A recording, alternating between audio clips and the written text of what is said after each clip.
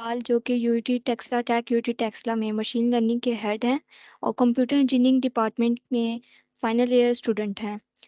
Without wasting time हम इस module को स्टार्ट करते हैं। Over to you Mohammad Bilal. अस्सलाम वालेकुम, वेलकम यू ऑल। आज का बूट कैंप हमारा जो है वो इंट्रोडक्शन टू मशीन लर्निंग पर है। मैं आपसे स्लाइड शेयर कर देता हूँ।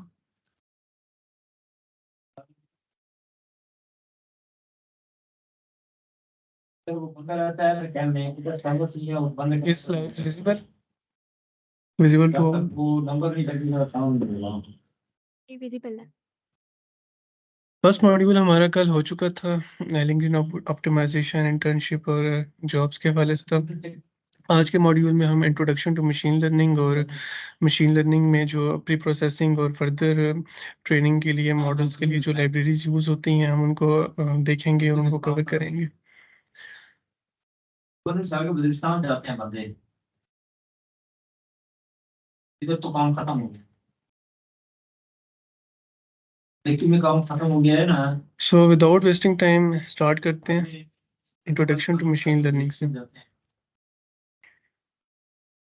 ये कंटेंट्स हैं जो आज के मॉड्यूल में हम कवर करेंगे। एआई को देखेंगे, हिस्ट्री को देखेंगे, थोड़ा सा ML, machine learning, deep learning, types of machine learning, big data applications और ब्रेक थ्रूज देखेंगे और मशीन लर्निंग डिफरेंट डोमेन्स में कैसे ब्रेक थ्रूज कर रही है या किस तरह डिफरेंट डोमेन्स को एक्सेल कर रही है, उस चीज़ के ऊपर डिस्कशन करेंगे। और उसके बाद हम डिफरेंट लाइब्रेरीज को देखेंगे जो कि मशीन लर्निंग में यूज़ होती हैं।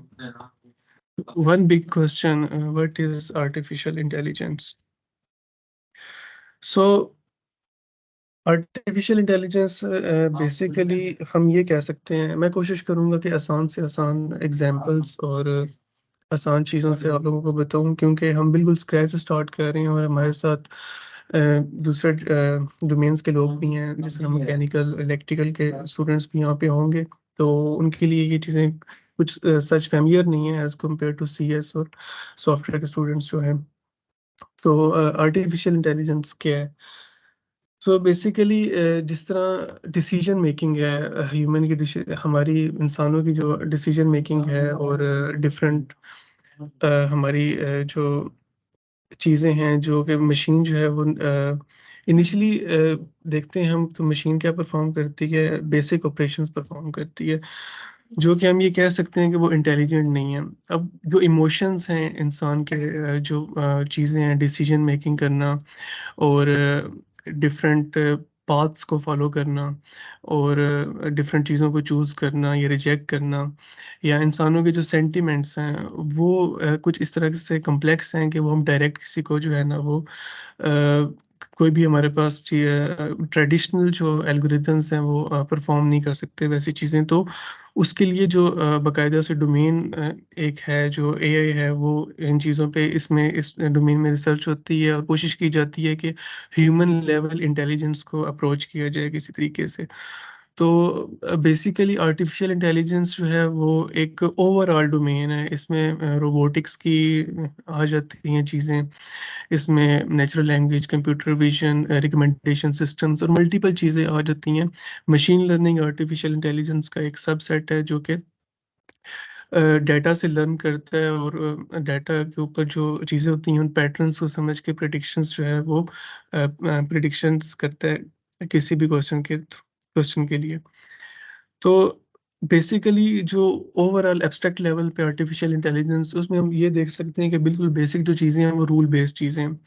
अब ये किस तरह इंसानों से मिमिक करती है, वो इस तरह करती है कि जैसे अब अ, एक बच्चा है छोटा-सा है, तो उसने कुछ भी अभी तक लर्न नहीं किया, तो ज़ाहिर-सी बात है हम उसे रूल्स सिखाते हैं इनिशियली के रूल्स कुछ इस तरीके से हो सकते हैं कि झूठ बोलना बुरी बात है, सच बोलना चाहिए, या इस तरह के जो बेसिक प्रिंसिपल्स हमें बचपन में सिखाए जाते हैं ना, वो एक किस्म के रूल्स होते हैं और हम उन्हीं को फॉलो करते हैं। वो अलग बात है कि हम बाज़ औक़ात उनको फॉलो नहीं करते, तो ये इंसान की मर्ज़ी के ऊपर होता है।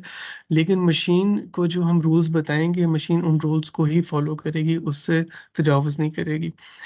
तो इन रूल्स को, इन सेट ऑफ रूल्स को जो है ना, हम अगर मशीन के ऊपर सेट कर देते हैं, तो हम ये कहीं न कहीं कह सकते हैं कि वो उसकी एक आर्टिफ़िशियल इंटेलिजेंस है। अगर वो हमें उन रूल्स की बेस के ऊपर आंसर करती है तो। फर्दर आगे चलते हैं हिस्ट्री के ऊपर। ये कोई नई डोमेन नहीं है। ये 90s से जो है ना इसके ऊपर काम चल रहा है, लेकिन अभी रिसेंटली 2000 के बाद ये इतनी ज़्यादा एक्सपैंड हुई है। वो क्यों हुई है? पहले क्यों नहीं थी? पहले ये जो अभी रिसेंटली ईयर्स गुज़रे हैं 10-12 साल, इनमें ही काफ़ी ज़्यादा बूस्ट आया है एआई के अंदर। तो अ, वो इसलिए है कि कहीं न कहीं कंप्यूटेशन पावर जो है वो इसमें इफ़ेक्ट कर रही है। अब जो पहले चीज़ें थीं, ट्रेडिशनल एल्गोरिदम्स थे, ट्रेडिशनल अप्रोचेज़ थीं जिनके थ्रू काम हो रहा था, वो अप्रोचेज़ थीं वो उस टाइम के जो कंप्यूटर सिस्टम्स थे उनकी बेस के ऊपर थीं। जिस पावर के उस टाइम पे कंप्यूटर सिस्टम थे, उस टाइम की वो टेक्निक्स बहुत एडवांस थी, लेकिन वो टेक्निक्स को इतना अच्छा रिज़ल्ट्स नहीं देती थी। जैसे कि 1936 में ट्यूरिंग मशीन थी एक, वो बिल्कुल बेसिक एक हम फर्स्ट कहीं न कहीं एक कह सकते हैं कि आर्टिफ़िशियल इंटेलिजेंस की इनिशियल मशीन्स में से एक मशीन थी, जो कि मेरे ख्याल वर्ल्ड वॉर 2 में कोड्स को डिकोड करती थी। तो एलन ट्यूरिंग जो है उसने वहीं से जो है ना क्योंकि वो एक खुद में एक मैथमेटिशियन था, तो ज़ाहिर-सी बात है स्टैटिस्टिक्स का बहुत इसमें रोल है मशीन लर्निंग में। तो तब ये क्वेश्चन राइज़ हुआ था कि क्या मशीन सोच सकती हैं? सोचने का मतलब वही आ जाता है कि अगर हम एक सेट ऑफ रूल्स डिफाइन कर सकते हैं और वो उन्हीं रूल्स की बेस के ऊपर हमें रिजल्ट्स देती है, तो हम उसको एक आर्टिफिशियल इंटेलिजेंस कह देते हैं। तो उसके बाद का चीज़ें आहिस्ता-आहिस्ता इस चीज़ में डेवलपमेंट्स होती रहीं। 1966 में फर्स्ट चैटबॉट आया, जो कि जनरल चंद क्वेश्चंस के ऊपर चैट करता था, what is your name, my name, और इस तरह की चीज़ें जो है ना करता था, लेकिन स्टिल उसके अंदर अभी उस तरह के सेंटिमेंट्स नहीं थे। 1972 में एआई को यूज़ किया गया मेडिकल की डोमेन्स के लिए। मेडिकल में ज़ाहिर-सी बात है आजकल भी काफ़ी ज़्यादा एआई को इन्वॉल्व किया जा रहा है। जिस तरह नई नए एल्गोरिदम्स आ रहे हैं, नई टेक्नीक्स आ रही हैं, तो कोशिश किया जाता है कि उनको मेडिकल के डोमेन में कहीं न कहीं उनके थ्रू कुछ ना कुछ ब्रेक थ्रूज़ करवाए जाएँ। नेटस्पीक्स आ गया 1986 में। ये क्या करता था कि जिस तरह ऊपर हमने चैटबॉट देखा है, तो ये जस्ट क्या करता था कि हम बोलते थे, उसे रिकॉग्नाइज़ करता था, उसे समझ लें कि जिस तरह हमने चैट की है ना, तो उसने चैट को समझा, इसी तरह वो वॉइस को ट्रांसलेट करके समझ के हमें वॉइस में ही उसका जो है ना वो आंसर देता था। उसके बाद 1997 में, क्योंकि ये जो ईयर्स गुज़रे हैं, इन ईयर्स के अंदर ना बहुत कम लोग जो थे वो इस डोमेन में काम कर रहे थे। तो इसलिए इतना ज़्यादा इसमें आप ये देखते हैं गैप आ रहा है कि ब्रेक थ्रूज़ इतने नहीं हुए इसमें। 1997 में जो है वो चेस वर्ल्ड चैंपियन को एक कंप्यूटर सिस्टम ने बीट किया था। वही traditional rule based computer system है कि एक गेम के रूल्स उसके अंदर सेट कर दिए गए थे और इस तरीके से वो काम करता रहा।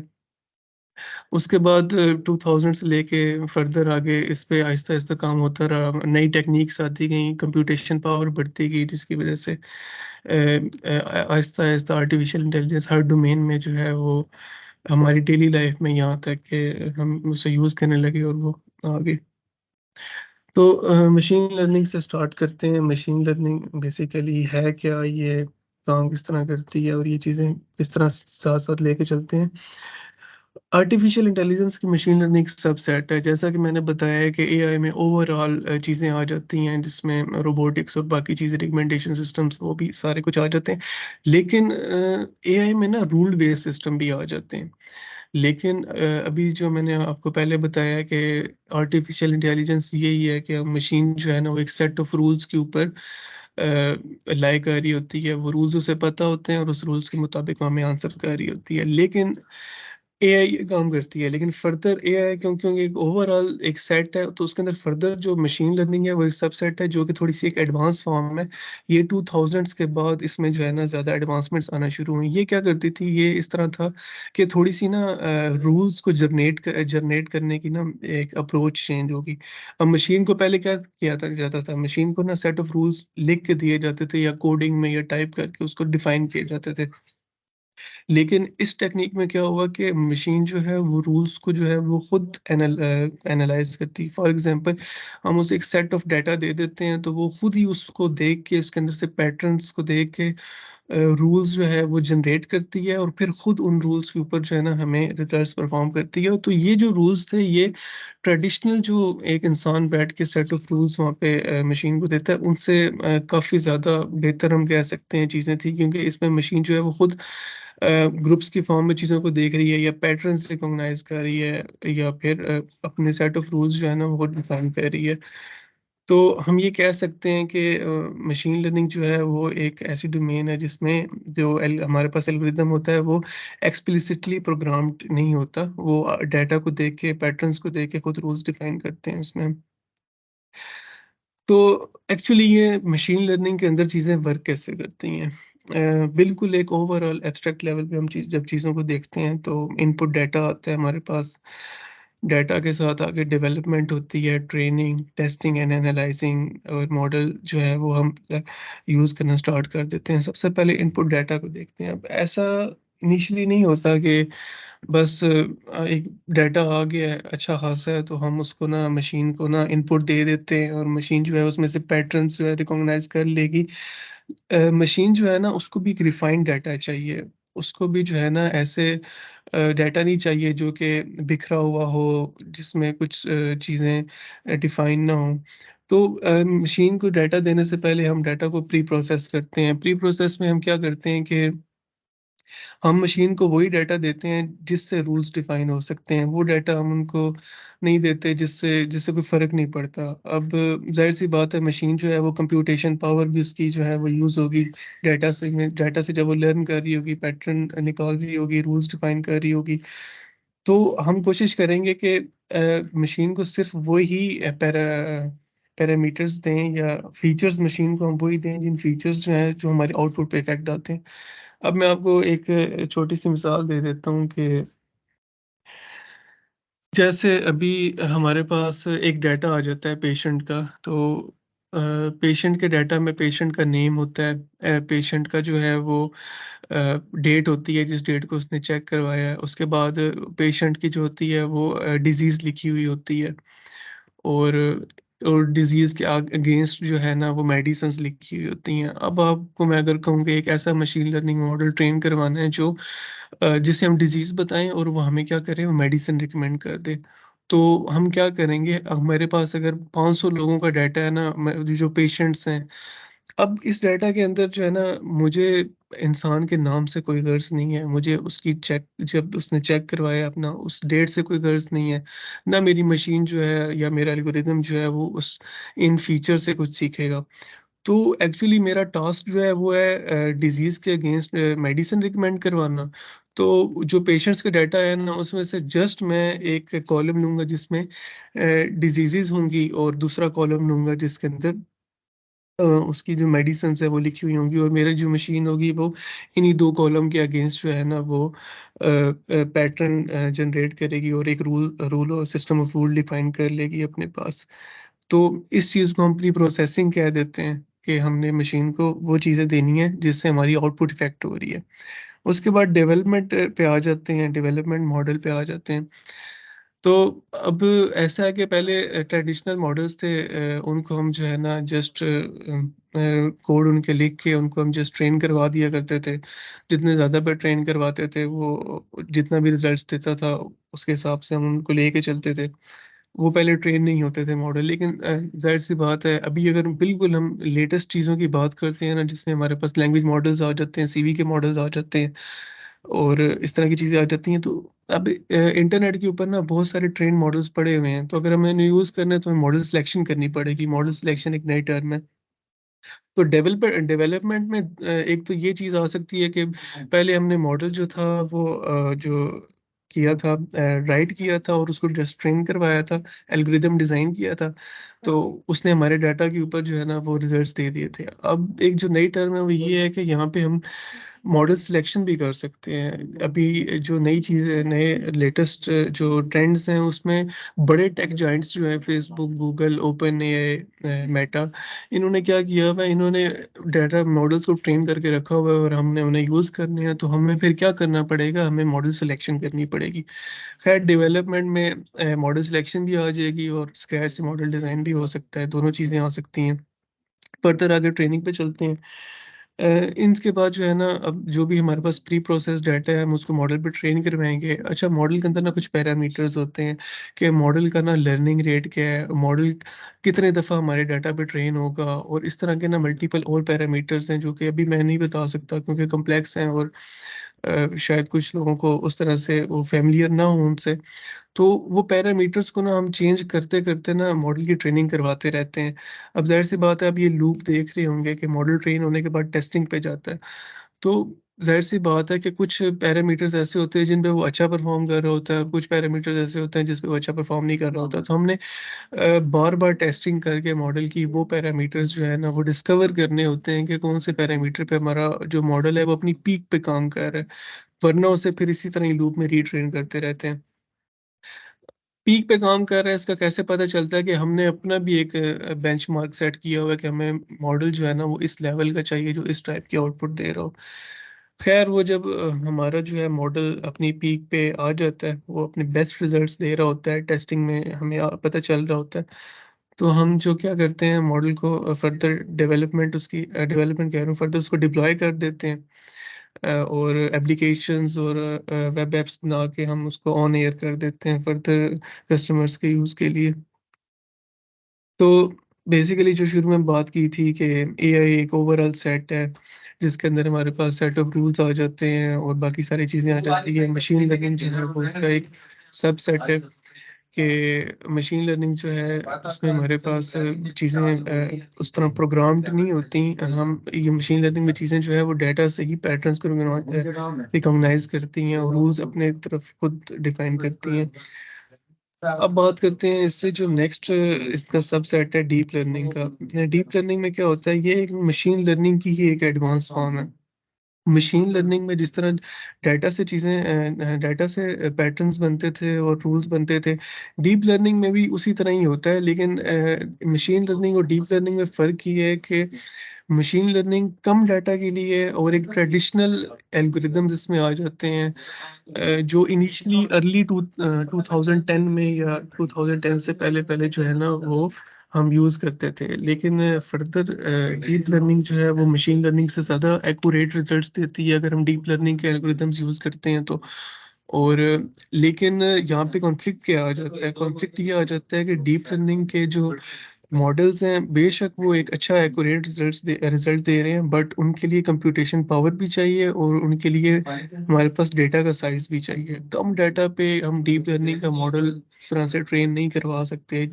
कम डाटा के लिए फिर मशीन लर्निंग के मॉडल्स हैं, और अगर हमारे पास अच्छा खासा डाटा है, कंप्यूटेशन पावर भी है, जीपीयूज़ भी लगे हुए हैं, तो फिर हम डीप लर्निंग के एल्गोरिदम्स की तरफ आ सकते हैं और वो हमें बेस्ट रिज़ल्ट्स देंगे। डीप लर्निंग की बात करते हैं, जैसा कि बात की है पहले कि वो एक मशीन लर्निंग का सबसेट है। न्यूरल नेटवर्क्स के ऊपर ये लाई कर रहा होता है। न्यूरल नेटवर्क्स में फर्दर आगे लेयर्स होती हैं, ये अगली स्लाइड में है हमारे पास। तो इनिशियली जो होते हैं हमारे पास एक लेयर 1 होती है इनपुट की और एक लेयर आउटपुट की होती है। तो इस इनपुट और आउटपुट के लेयर्स के दरमियान जो लेयर्स होती हैं, हम इन्हें हिडन लेयर कहते हैं। तो इनिशियली ये देखें कि न्यूरल नेटवर्क जो होता है ना, वो बेसिकली 1 लेयर 2 लेयर पे भी लाई कर रहा होता है और मल्टीपल लेयर्स पे, थाउज़ेंड्स ऑफ लेयर्स पे भी लाई कर रहा होता है। तो जो 1 से लेके 3 तक या 5 या 6 लेयर्स का न्यूरल नेटवर्क होता है, उसे हम सिंपल न्यूरल नेटवर्क कहते हैं। लेकिन जिस न्यूरल नेटवर्क में 100 प्लस लेयर्स हों, या ज़ाहिर-सी बात है उसके बाद आगे जितनी भी हों, तो उस चीज़ को हम डीप न्यूरल नेटवर्क कहेंगे। इनपुट और आउटपुट के दरमियान जो लेयर्स होती हैं, उन्हें हम हिडन लेयर कहते हैं। अब ये जो आपको सामने एक डॉट नज़र आ रहा है, इस डॉट को हम न्यूरॉन कहते हैं। अब बेसिकली ये आप मिमिक कर सकते हैं कि डीप लर्निंग को डीप न्यूरल नेटवर्क्स को डिज़ाइन किस तरह किया गया है, ये ह्यूमन ब्रेन को मिमिक करके किया गया है। हमारे दिमाग में भी न्यूरॉन्स होते हैं और वो इसी तरह ही काम कर रहे होते हैं। अब इसमें एक चीज़ आप ये देख लें कि बेसिकली ट्रेडिशनल जो मशीन लर्निंग है ना, उसमें एल्गोरिदम होता है, वो ओवरऑल एक एल्गोरिदम होता है और वो हमारे डेटा से लर्न कर रहा होता है और पैटर्न बना रहा होता है और हमें आउटपुट दे रहा होता है। ये डीप न्यूरल नेटवर्क उनसे अच्छा किस तरह काम कर रहे हैं, ये किस तरह चीज़ों को जो है ना वो बेहतर से बेहतर रिजल्ट्स देते हैं और किस तरह चीज़ें कर लेके चल रहे हैं, क्योंकि इनमें जो एक सिंगल न्यूरॉन है ना वो खुद लर्न करता है। इनमें हर जो एक सिंगल डॉट है वो लर्न करता है और जब ये सारे न्यूरॉन्स कंबाइन होके जब एक किसी चीज़ का डिसीजन करते हैं या आउटपुट देते हैं या क्लासिफाई करते हैं, तो वो कहीं न कहीं ट्रेडिशनल मशीन लर्निंग एल्गोरिदम से बेहतर चीज़ें हो जाती हैं। अब एक सिंगल न्यूरॉन क्या होता है, इसके अंदर ये काम कैसे करता है, ये ट्रेन कैसे होता है, इनपुट कैसे आती है, आउटपुट कैसे आती है, वो हम हमारा जो लास्ट मॉड्यूल है introduction to deep neural network, उसके अंदर हम इन डिटेल इन चीज़ों को कवर करेंगे। यहाँ पर जस्ट आपको इसका जो है ना वो एक इंट्रोडक्शन दिया जा रहा है। फर्दर हम आएँगे मशीन लर्निंग की टाइप्स की तरफ। बेसिकली मशीन लर्निंग की 3 टाइप्स होती हैं, सुपरवाइज़्ड लर्निंग, अनसुपरवाइज़्ड लर्निंग, रीइंफोर्समेंट लर्निंग। अच्छा, ये 3 टाइप्स जो होती हैं ना, ये डीप लर्निंग की भी हैं, क्योंकि मैंने आपको बताया एमएल और डीएल में सिर्फ़ इतना ही फ़र्क है कि मशीन लर्निंग के अंदर जो एल्गोरिदम्स हैं वो कम डाटा पे उन्हें हम ट्रेन करवाते हैं और हमारे पास अगर डाटा कम हो और ट्रेडिशनल टास्क हो तो उनके लिए वो होते हैं, लेकिन वो बहुत अच्छे रिज़ल्ट्स नहीं देते as compare to deep neural networks. लेकिन जो लर्निंग की टेक्निक्स हैं या टाइप्स हैं वो मशीन लर्निंग और डीप लर्निंग में दोनों में यही 3 टाइप्स हैं, सुपरवाइज़्ड, अनसुपरवाइज़्ड और रिइंफोर्समेंट लर्निंग। इनमें एक टाइप आ जाती है सेमी सुपरवाइज़्ड, वो यहाँ पे मेंशन नहीं है लेकिन उसके बारे में भी डिस्कस कर लेंगे। तो सुपरवाइज़्ड और अनसुपरवाइज़्ड में बेसिकली डिफरेंस क्या है? तो सुपरवाइज़्ड हम लेबल डेटा कह सकते हैं। ये इस तरह होता है कि हमारे पास एक मॉडल है, मशीन लर्निंग का या डीप लर्निंग का। हमने अब ट्रेनिंग करवानी है उसकी, तो हम क्या कहते हैं कि हम उसे ना एक इनपुट देते हैं। जिस तरह मैंने शुरू में आपको मिसाल दी थी कि पेशेंट्स हैं और पेशेंट्स की एक कॉलम में उनकी डिज़ीज़ लिखी है और उसके कॉलम के सामने मेडिसिन लिखी हुई है। तो मशीन को मैं उस पे ट्रेन करवाता हूँ तो वो पैटर्न्स देख के रूल्स डिफाइन करके फर्दर अगर मैं नई कोई डिज़ीज़ उसे बताऊँगा तो अगर उसके उसमें वोकैब्युलरी में वो हुई तो वो मुझे ज़रूर रिकमेंड करेगा। तो इसी तरह ही ना सुपरवाइज़्ड लर्निंग एक लेबल्ड डाटा है, जिस तरह मेडिसिन डिज़ीज़ के अगेंस्ट मेडिसिन थी, इस तरह मैंने उसको बताना है कि ये मेरे पास एप्पल है और एक पिक्चर दे फ़र्ज़ कर लें देते हैं और ये साथ उसको लेबल कर देते हैं कि ये एप्पल्स हैं। तो जो हमारे पास एल्गोरिदम है वो एक दफ़ा तो उसे पता चल जाएगा कि यार इस शक्ल की जो चीज़ है या ये जो हमारे पास चीज़ है इसके ये वाले पैरामीटर ये वाले फीचर्स हैं, यानी कि वो रेड है और उसका साइज़ ये वाला है, तो ये इस तरह की कोई भी चीज़ आएगी तो मैं उसे एप्पल कहूँगा। तो ये जो होती है ये सुपरवाइज़्ड लर्निंग होती है। बाद में मैंने एक दफ़ा मॉडल ट्रेन करवा दिया ना, बाद में उसको मैं एप्पल देता हूँ, वो उसको जो है ना वो रिकॉग्नाइज़ करके मुझे कहेगा ये एप्पल है। अगर मैं उसको ऑरेंज दूँगा या बनाना दूँगा तो वो कहेगा कि या तो वो ज़ाहिर-सी बात है कोई आंसर नहीं देगा, क्योंकि मैंने उसको ट्रेन ही नहीं किया हुआ तो वो कोई आंसर नहीं देगा। हाँ, अगर मैंने उसको बनाना पे भी डिफरेंट लेबल ही ट्रेन किया हुआ है तो वो मुझे बता देगा कि ये बनाना है। आगे आ जाती है दूसरी टेक्नीक अनसुपरवाइज़्ड लर्निंग। अनसुपरवाइज़्ड लर्निंग में क्या होता है, इसमें हम लेबल्स नहीं देते। इसमें हम क्या करते हैं, इसमें हम ना एक बल्क ऑफ डाटा दे देते हैं। अब उस डाटा के अंदर ना डिफरेंट चीज़ें होती हैं, जिस तरह हम यहाँ पे आप देख सकते हैं, बिल्कुल बेसिक एग्ज़ाम्पल है जिसमें एप्पल्स हैं, बनाना है और दूसरी यहाँ पे फ्रूट है।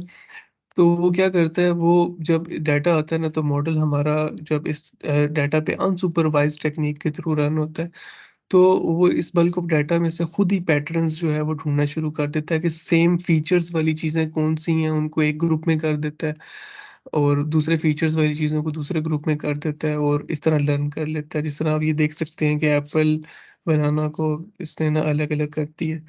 तो इस चीज़ को हम अनसुपरवाइज़्ड लर्निंग कहते हैं। तो फर्दर आगे चलते हैं रीइंफोर्समेंट लर्निंग पे।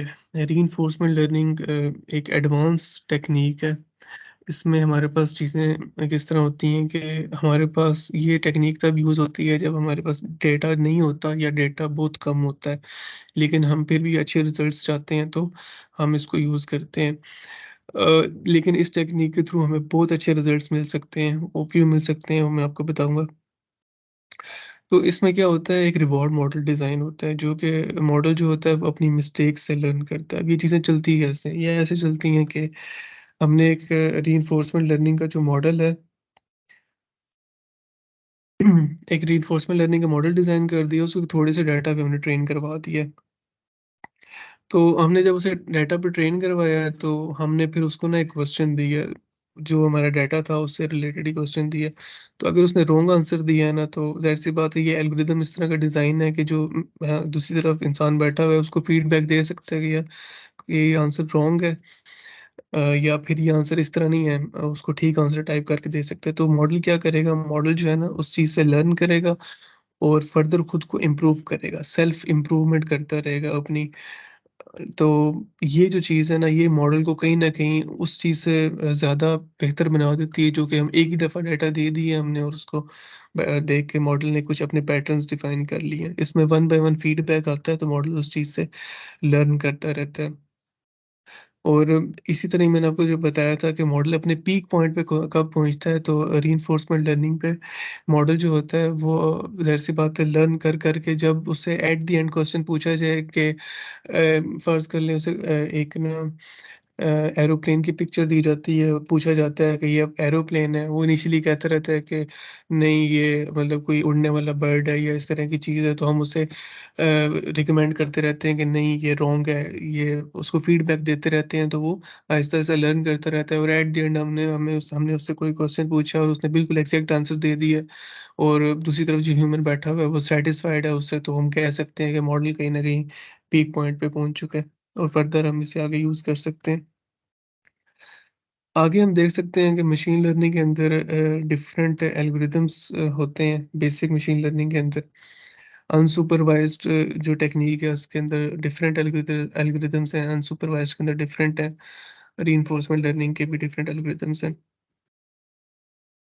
तो हमारे पास सुपरवाइज़्ड लर्निंग में चीज़ें होती हैं, उसके अंदर क्लासिफिकेशन, रिग्रेशन और एस्टिमेशन इस तरह के एल्गोरिदम्स आ जाते हैं। क्लासिफिकेशन बेसिकली क्या है? क्लासिफिकेशन है कि किसी भी चीज़ को क्लासिफ़ाई करना 2 पार्ट्स में, बेशक वो पॉज़िटिव एक स्टेटमेंट है, उसको पॉज़िटिव या नेगेटिव से में डिवाइड करना है, या हमारे पास कोई पिक्चर्स हैं, उनको हमने 2 डिफरेंट ग्रुप्स में डिवाइड करना है, तो इस तरह की चीज़ें आ जाती हैं। अब क्लासिफिकेशन, रिग्रेशन और एस्टिमेशन जो है ना, ये टास्क्स हैं। इन टास्क्स को परफ़ॉर्म करने के लिए जो एल्गोरिदम्स यूज़ होते हैं, वो नीचे हैं। अगर आपको मेरा माउस जो है वो शो हो रहा हो, तो ये टास्क्स हैं और ये इन टास्क्स के अगेंस्ट ये एल्गोरिदम्स यूज़ होंगे। ज़ाहिर-सी बात है, आपको बताया न्यूरल नेटवर्क सबसेट है मशीन लर्निंग का, न्यूरल नेटवर्क्स यूज़ हो सकते हैं, सपोर्ट वेक्टर मशीन्स यूज़ हो सकती हैं और इस तरह के मल्टीपल एल्गोरिदम्स हैं जो कि हम कल के मॉड्यूल में इन एल्गोरिदम्स को प्रैक्टिकली देखेंगे, इम्प्लीमेंट करके कोडिंग के एतबार से देखेंगे कि आउटपुट किस तरह दे रहे हैं और ये किस तरह काम कर रहे हैं।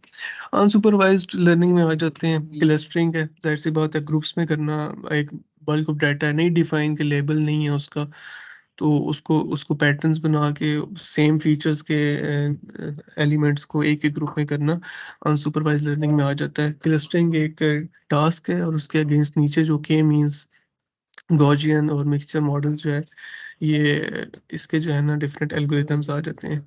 आगे रीइंफोर्समेंट लर्निंग है, रीइंफोर्समेंट लर्निंग वही ह्यूमन फीडबैक और रिवॉर्ड मॉडल बेस्ड होती है।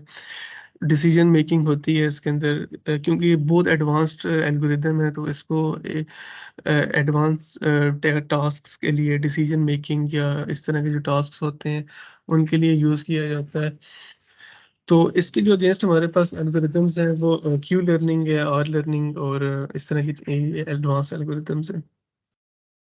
फर्दर हम देखते हैं कि बिग डाटा हमारे पास क्या है, बिग डाटा मशीन लर्निंग से कैसे रिलेट कर रहे हैं। तो जैसा कि शुरू से बात अभी चलती आई है कि मशीन लर्निंग जो है बेसिकली एल्गोरिदम्स जो होते हैं हमारे पास, ट्रेडिशनल एल्गोरिदम्स जो कम डाटा पे ट्रेन हो सकते हैं और कुछ ना कुछ रिजल्ट्स देते हैं, हम उस पे ट्रेन करवा देते हैं। लेकिन डीप लर्निंग के लिए हमें एक लार्ज डाटा सेट चाहिए, अगर हमें डीप लर्निंग एल्गोरिदम से हमें रिजल्ट्स चाहिए। अब इस टाइम में इवन 2023 की अगर हम बात करते हैं तो मशीन लर्निंग एल्गोरिदम्स मेरे ख्याल से तो जस्ट यूनिवर्सिटीज़ तक रह गए हैं। बाकी ओवरऑल इंडस्ट्री में और बाकी प्रैक्टिकल लाइफ में ज़्यादातर अब डीप लर्निंग एल्गोरिदम्स यूज़ हो रहे हैं। वो क्यों यूज़ हो रहे हैं? उसकी वजह ये है कि अर्ली 2000 में या 2005 तक डाटा था वो इतना जनरेट नहीं हो रहा था। जो डाटा जनरेट डिवाइसेस से होता है तो पहले इतनी ज़्यादा डिवाइसेस हमारे पास अवेलेबल नहीं थी जो कि डेटा को जनरेट करें। तो हमारे पास डेटा कम था, तो कम डेटा होने की वजह से हम बेसिक एल्गोरिदम्स को इस्तेमाल करते थे। लेकिन जब डिवाइसेस आहिस्ता-आहिस्ता एडवांस होना स्टार्ट हो गई हैं, सेंसर्स बने हैं, डिफरेंट सेंसर्स लगे होते हैं, उनके अंदर से डाटा जनरेट हो रहा है। मोबाइल फ़ोन्स जो हैं, ख़ास तौर पे स्मार्ट डिवाइसेस वो 2007-8 के बाद बहुत ज़्यादा जो है ना वो मार्केट में आई हैं और अभी तो मतलब हर किसी के पास एक ऐसी डिवाइस है, एक एडवांस एंड्रॉयड डिवाइस है या मैक डिवाइस है। अब वो डिवाइस जो है वो बहुत डाटा जनरेट कर रही है as compare to traditional Nokia का फ़ोन हो या इस तरह की चीज़ें। तो ज़ाहिर-सी बात है कि जब ये चीज़ें बढ़ती हैं और डाटा जनरेट होता है तो डाटा इंटरनेट पे जाता है और फिर हम उस डाटा के ऊपर पैटर्न्स बना सकते हैं, उसके ऊपर डिफरेंट एक्सपेरिमेंट्स कर सकते हैं। तो बिग डाटा एक अलग डोमेन है, एक अलग फ़ील्ड है जिसके अंदर ज़ाहिर-सी बात है स्टूडेंट्स जा सकते हैं, उसमें अपनी एक्सपर्टीज़ कर सकते हैं और उसमें अलग-अलग से जॉब्स आपको मिल सकती हैं कि बिग डाटा को हैंडल कैसे किया जाता है और इसको प्री प्रोसेस करना, इसको सेव करवाना, इसको रिट्रीव करवाना और इस तरह की चीज़ें इसमें आ जाती हैं। तो फिर उसी बिग डाटा को हम लेके फर्दर आके अपने डीप लर्निंग मॉडल्स को जो है ना वो ट्रेन करवाते हैं। बिग डाटा की कुछ एग्ज़ाम्पल्स देख लेते हैं। तो सबसे पहले आ जाता है viewing history of YouTube users. ज़ाहिर-सी बात है यूट्यूब देखें एज़ एक यूनिवर्सिटी बन चुकी है यूट्यूब। कुछ भी जाएँ, कुछ भी सब्जेक्ट हो, कोई भी टॉपिक हो, आप यूट्यूब से जाके उसको ईज़िली लर्न कर सकते हैं। एक टीचर से नहीं समझ आ रही, दूसरे से जाएँ, दूसरे चैनल से, तीसरे चैनल से, जिससे हमारा दिल करता है। तो हुआ क्या है इससे, ख़ास तौर पे कोविड में बहुत ज़्यादा यूट्यूब जो है ना उसका डाटा जनरेट हुआ है, हिस्ट्री का डाटा और वो सारी चीज़ें। अब यूट्यूब की जो हिस्ट्री होती है, हमारी वॉच हिस्ट्री, वो बैक एंड पे यूट्यूब जो है ना वो कहीं न कहीं स्टोर कर रहा है। वो स्टोर इसलिए कर रहा है कि ज़ाहिर-सी बात है हमें रिकमेंडेशंस देने के लिए। जिस तरह की हम वीडियोज़ देख रहे होते हैं, हमें आने वाले दिनों में उसी तरह की रिकमेंडेशंस आ रही होती हैं। तो पीछे उनके रिकमेंडेशन एल्गोरिदम्स लगे हुए हैं, जो कि हमारी यूट्यूब के जो व्यूज़ होते हैं या व्यूअरशिप होती है, उस हिसाब से जो वीडियोज़ हम देख रहे होते हैं, उनके डाटा को पैटर्न्स बना के उनके डाटा से इंडिविजुअल यूज़र्स को रिकमेंडेशंस करते रहते हैं। ज़ाहिर-सी बात है Amazon purchase history products recommend करता रहता है। फ़ेसबुक बिहेवियर ऑफ पीपल ज़ाहिर-सी बात है अगर हम इवन अब तो ये भी देखा गया है कि अगर आप कहीं बात कर रहे हो ना कि मुझे ये चीज़ चाहिए, मुझे वो चीज़ चाहिए, तो कुछ टाइम के बाद आपको उस चीज़ के एड्स आना स्टार्ट हो जाते हैं फ़ेसबुक पे। वो माइक्रोफ़ोन को एक्सेस कर रहे हैं या जैसे भी कर रहे हैं, बहरहाल वो ये काम कर रहे हैं। मैंने खुद ये इस चीज़ को एनालाइज़ किया है कि मैंने एक दफ़ा एक मेडिसिन की जो है ना वो बात की थी कॉल पे किसी से, बल्कि नहीं व्हाट्सएप पे की थी। वो भी फ़ेसबुक से लिंक है, तो मुझे 1-2 दिन के बाद या उसी दिन रात को शायद उसी मेडिसिन की रिकमेंडेशंस आना स्टार्ट हो गई थी। 1-2 आई थी मतलब, लेकिन ये चीज़ उस तरह से है। नीचे लिखा हुआ है कंपनीज़ डाटा कलेक्ट करती हैं, कैरेक्टरिस्टिक्स उनको उसके अंदर से निकालती हैं और ज़ाहिर-सी बात है कि डाटा जो होता है आपको बताया कि प्री प्रोसेस करके ही एल्गोरिदम को देते हैं। हमारे से वो जो डाटा कलेक्ट करती हैं वो डाटा जो आउटपुट पे इफ़ेक्ट डालता है, वही डाटा आगे एल्गोरिदम को फॉरवर्ड होता है ट्रेनिंग के लिए। बिग डाटा बिग डाटा को समझने के लिए बिग डाटा होता क्या है और इसकी लिमिट्स क्या हैं बिग डाटा की, उन चीज़ों को समझने के लिए एक छोटी-सी एग्ज़ाम्पल आप देख सकते हैं कि एक्चुअली गूगल के पास कितना डाटा है, ये मेरे ख़्याल से लास्ट ईयर तक है। 10 टू 15 एक्साबाइट्स ऑफ डाटा जो है वो गूगल के पास है तकरीबन या इससे ज़्यादा होगा। लेकिन 10 टू 15 एक्साबाइट्स तो हम कह रहे हैं यहाँ पे, 1 एक्साबाइट क्या होता है? 1 एक्साबाइट 1,000,000 टेराबाइट्स होते हैं। तो हम ये कह सकते हैं कि 93 करोड़ एंड 13 लाख जो है ना हमारे पास जीबीज का डाटा, ये एट द टेराबाइट्स के अगेंस्ट जीबीज लिखी हैं। इतने जीबी का डाटा कह सकते हैं। अब जाहिर सी बात है, ये बिग डाटा पूरी डोमेन है। गूगल को इस चीज़ को भी हैंडल करने के लिए लोगों की ज़रूरत होती है, और ये सिर्फ गूगल की बात नहीं है। ओपन एआई, जिनका चैट जीपीटी है, फेसबुक, amazon और इस तरह की जो भी बड़ी कंपनीज हैं, उनके पास बहुत डाटा है। तो उनको हैंडल करने के लिए लोग चाहिए, और फिर यही डाटा यही कंपनीज अपने एल्गोरिथम्स में यूज़ करती है। ये डाटा फिर भी, अगर आप ये देखना चाहते हैं कि 93 करोड़ 13 लाख जीबी का डाटा कितना होता है, वो इतना होता है कि अगर एक पीसी के अंदर 500 जीबी की हार्ड डिस्क लगी हुई है, तो 30 मिलियन पीसीज जो है ना, वो इतने डाटा को जो है ना वो अकोमोडेट कर सकेंगे। एप्लीकेशंस कुछ मशीन लर्निंग की देख लेते हैं कि मशीन लर्निंग किस तरह काम कर रही है। ये अब आपके सामने जितनी एप्लीकेशंस लिखी हैं ना, ये डीप लर्निंग की एप्लीकेशंस हैं। ये तमाम एप्लीकेशंस जो हैं वो डीप लर्निंग की हैं। गूगल सर्च जो है, पीछे back and deep learning algorithm लगा हुआ है।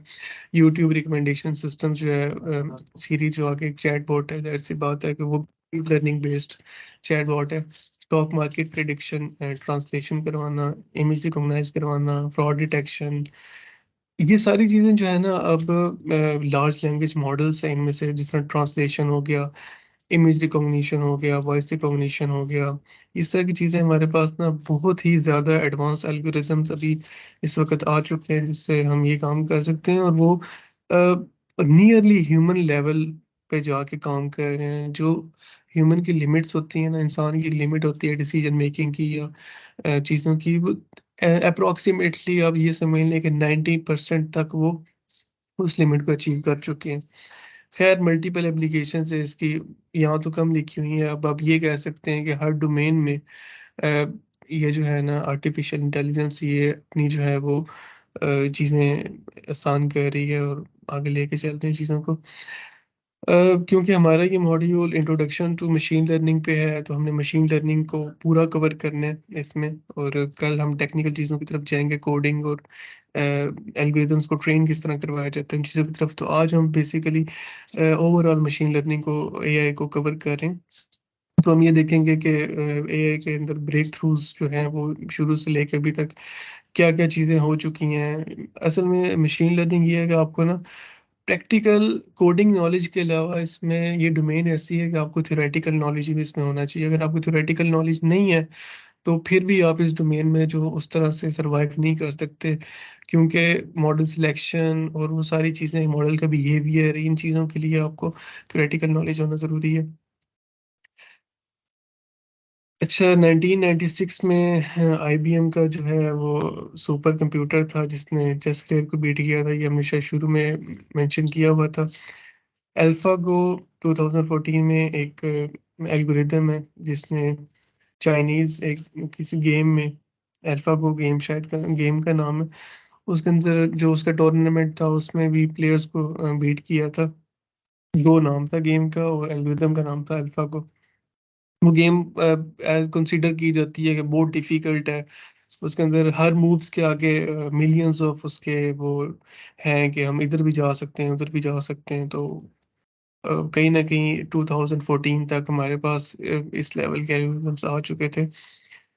उसके बाद फर्दर एक ट्यूरिंग टेस्ट था। ट्यूरिंग टेस्ट एलन ट्यूरिंग ने डिफाइन किया था। वो ट्यूरिंग टेस्ट कुछ इस तरह होता है कि आप लोग एक इतना इतना कोई एडवांस एल्गोरिदम डिज़ाइन कर लें जिससे एक ले मैन जो बात करे तो उसे ना पता चले कि पीछे इंसान बैठा है, ये कोई मशीन बात कर रही है। तो अगर वो टेस्ट कोई भी एल्गोरिदम पास करता है, तो हम ये कह सकते हैं कि वो एक अच्छा ये एल्गोरिदम है। लेकिन ट्यूरिंग टेस्ट अभी तो नहीं है, ये शुरू शुरू में था 2010-11 तक कहीं ना कहीं। जो एल्गोरिदम्स थे वो इस पे करवाते थे, लेकिन आजकल के जो चैटबॉट्स हैं वो इससे बहुत आगे जा चुके हैं। खैर, गूगल का जो एक कन्वर्सेशनल एआई मॉडल लैम्डा है, अभी तो बार्ट आया हुआ है ना, लेकिन इससे पहले था लैम्डा। 2021 में उन्होंने प्री डेवलप किया था, तो उसको उन्होंने प्री ट्रेन करवाया था 1.56 ट्रिलियन वर्ड्स के ऊपर। 1.56 5-6 ट्रिलियन वर्ड हम कह सकते हैं कि इंटरनेट पे, विकिपीडिया पे, वेबसाइट्स के ऊपर जो भी डाटा पड़ा उठा के उन्होंने उस पे ना अनसुपरवाइज्ड वे में ट्रेन करवाया। इधर मैं एक चीज़ बताता चलूँ जो कि फर्दर हम लास्ट मॉड्यूल में कवर करेंगे, लेकिन चलें यहाँ बता देते हैं कि जो हमारे पास लार्ज लैंग्वेज मॉडल्स हैं, चैट जीपीटी जैसे और इस तरह के कन्वर्सेशनल मॉडल्स और ये जितने भी पावरफुल मॉडल्स हैं, इनकी ट्रेनिंग्स जो होती हैं वो इनिशियली जो इनको ट्रेन किया जाता है वो इनको अनसुपरवाइज्ड वे में ट्रेन किया जाता है। उस अनसुपरवाइज्ड लर्निंग को जो है हम कह सकते हैं मॉडल की प्री ट्रेनिंग कह सकते हैं। उसके अंदर क्या करते हैं, मॉडल को किसी एक स्पेसिफिक काम के लिए नहीं ट्रेन करवाते। उसको क्या करते हैं कि इंटरनेट पे जितना डाटा पड़ा हुआ है ना, या फिर आप ने कुछ एक डोमेन के अंदर काम करवाना है तो उस डोमेन का जितना डाटा पड़ा हुआ है उठा के सारे डाटा को मॉडल पे ट्रेन करवा दिया। अब फिर मॉडल क्या करेगा, उसमें से जो कन्वर्सेशनल का डाटा है उनको एक पैटर्न में कर देगा, जो आपको बताया कि अनसुपरवाइज्ड वे में वो फीचर्स को दे के ग्रुप्स बना देते हैं। तो इसी तरह डोमेन के अंदर कन्वर्सेशन का अगर कोई डाटा है तो उसको एक ग्रुप में कर देगा, अगर कोई समराइजेशन हो रही है तो उसको दूसरे ग्रुप में कर देगा, ट्रांसलेशन का डाटा भी उसके अंदर है तो उसको तीसरे ग्रुप में कर देगा। तो फर्दर जब प्री ट्रेनिंग होने के बाद हम मॉडल को यूज़ करेंगे या उसको फर्दर थोड़ा सा बताएंगे कि मैं अब कन्वर्सेशन का टास्क करना चाहता हूँ, तो वो फिर जो उसका ग्रुप बना होगा कन्वर्सेशन वाला, अनसुपरवाइज्ड लर्निंग के थ्रू जो उसने बनाया होगा, तो वो उसमें से हमें उस नॉलेज के मुताबिक हमें आंसर करेगा। फर्दर अब हम बिल्कुल एडवांस ब्रेक थ्रूज के बारे में बात करते हैं जो बिल्कुल ही रिसेंट ईयर्स में हुए हैं। एक्चुअली जो बड़े टेक जाइंट्स हैं, गूगल हो गया, फेसबुक हो गया, ओपन एआई हो गया, माइक्रोसॉफ्ट, ये जितने भी बड़े टेक जाइंट्स हैं, ये जो आजकल लार्ज लैंग्वेज मॉडल्स जो इनके प्रोडक्ट्स बने हुए हैं, आए हुए हैं मार्केट के अंदर, और हम हर काम के लिए उनको यूज़ कर रहे हैं, ये असाइनमेंट्स बनवाते हैं, जो लोग इंडस्ट्री में हैं वो अपनी प्रॉब्लम्स को सॉल्व करते हैं। जो काम पहले 1 हफ्ते का था वो 1 दिन में हो रहा है, जो काम पहले 2 दिन का था वो 2 घंटों में हो रहा है इन लैंग्वेज मॉडल्स के लिए की वजह से। तो इनकी बेसिकली बैकबोन क्या है इन लैंग्वेज मॉडल्स की, तो डिटेल में तो हम आगे कवर करेंगे, लेकिन यहाँ पे एक पॉइंट मैं आपको बता देता हूँ कि 2007 में गूगल ब्रेन जो कि गूगल की एक रिसर्च लैब है, उन्होंने एक ना रिसर्च पेपर पब्लिश किया था जिसका नाम था attention all you need. Attention mechanism क्या होता है, ये चीज़ें क्या होती हैं, वो हम आगे कवर करेंगे, लेकिन इस पेपर के बाद इस पेपर ही यही पेपर वो बैकबोन है चैट जीपीटी का, बार्ड का, ओपन असिस्टेंट का, या जितने भी आप अगर कुछ ग्राफिक डिजाइनिंग बच्चे करते हैं तो उन्हें पता होगा कि डेले का, डेले हो गया, और डिफ्यूजन मॉडल्स हो गए, या दूसरे जो हैं इमेज टू टेक्स्ट मॉडल्स या वीडियो मॉडल्स, ये जितने भी हैं इनकी जो बैकबोन है वो 2017 में रिलीज हुआ होगा attention is all you need का पेपर है। फर्दर इसी से ही आगे एडवांसमेंट्स हुई हैं। आगे हम दे सकते हैं कि नवंबर 2022 में चैट जीपीटी रिलीज हुआ था। चैट जीपीटी ने, आपको भी पता है कि 1 हफ्ते के अंदर मिलियन यूजर्स का जो है ना वो रिकॉर्ड बनाया था, कि जो कि सबसे फास्टेस्ट रिकॉर्ड है कि लोग उसे जाके यूज कर रहे थे। मार्च 2023 में जीपीटी 4 रिलीज हुआ है, जो कि चैट जीपीटी का एक एक्सटेंडेड वर्जन है। चैट जीपीटी और जीपीटी 4 में क्या फ़र्क है, 2 पॉइंट्स में आपको क्लियर कर देता हूँ। चैट जीपीटी कन्वर्सेशनल मॉडल है और इसको यूज़ करने की लिमिट है। ऑन द अदर हैंड सिर्फ चैट जीपीटी टेक्स्ट को हम इनपुट देंगे और टेक्स्ट में ही आंसर करेगा। On the other hand chat GPT जो है मल्टी मॉडल है, इमेजेस को भी वो कर सकता है, रिकॉग्नाइज कर सकता है, और हमें इमेजेस के अगेंस्ट भी हमें रिप्लाई कर सकते हैं, और ये बाकी चीज़ें जिस तरह हैं।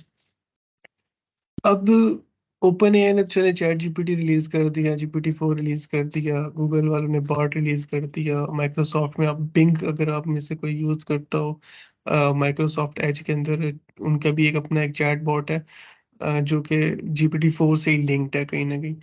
उसकी पहले लिमिट 2000 टोकन्स की थी, अब उन्होंने बढ़ा के 4000 कर दी है।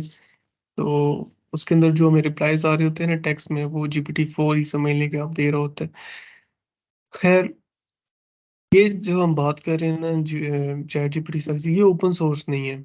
अब एआई की डोमेन के अंदर अगर हम बिल्कुल ही एडवांस लेवल पे चले जाते हैं, तो एक जो बहस है वो बहस ये है कि मॉडल्स जो हैं वो ओपन सोर्स नहीं है। मॉडल जो कंपनीज़ हैं, जो ओपन एआई जैसी या इस तरह की जो कंपनीज़ हैं, इन्होंने मॉडल बना के रिलीज़ किए हैं, लोग और सब्सक्रिप्शन चार्जेज़ हैं उनके, और लोग जाके उन्हें $20 या $40 जितने भी उसके सब्सक्रिप्शन चार्जेज़ हैं, वो दे के उनको यूज़ करते हैं। चलें, यूज़ करते हैं, नो डाउट।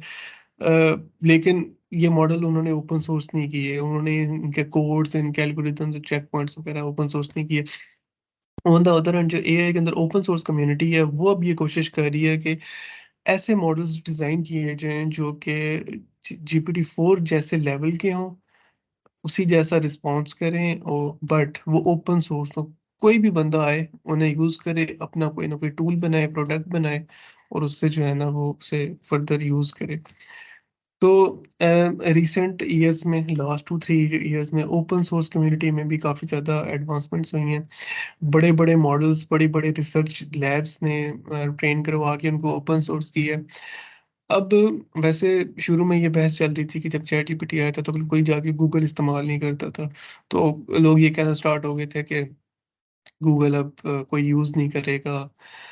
गूगल जो है वो अब बिल्कुल ही ना एंड हो जाएगा उसका, इस तरह की बातें चलना स्टार्ट हो गई थी। बट एक्चुअली क्या है कि चैट जीपीटी जो है उसकी एक लिमिट है। वो उसको जितने डाटा पे ट्रेन किया गया है 2021 तक का डाटा, उस पे तो अच्छा काम कर सकता है, लेकिन लाइव जो अभी 2021 में अभी जो डाटा इंटरनेट पे अपलोड हो रहा है उस पे वो आंसर नहीं कर सकता।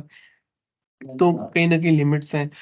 अभी गूगल और फ़ेसबुक या मेटा ये ने फ़ेसबुक वगैरह, इनको तो ज़ाहिर-सी बात है कहीं न कहीं ये चीज़ें इफ़ेक्ट कर रही हैं। ओपन एआई, ये चैटबॉट, हम लोग गूगल छोड़ के जाके चैट जीपीटी से जब चीज़ें करते हैं, तो गूगल की जो है वो जो भी उनकी जीडीपी कह रहा हूँ, उनकी गूगल की जो भी उनकी वर्थ है, जो भी उनके इनकम होती है या जो भी उनकी चीज़ें हैं, वो इफ़ेक्ट होती हैं जब जो हमारा व्यूअरशिप है, वो जब शिफ्ट होती है दूसरे प्लेटफ़ॉर्म के ऊपर।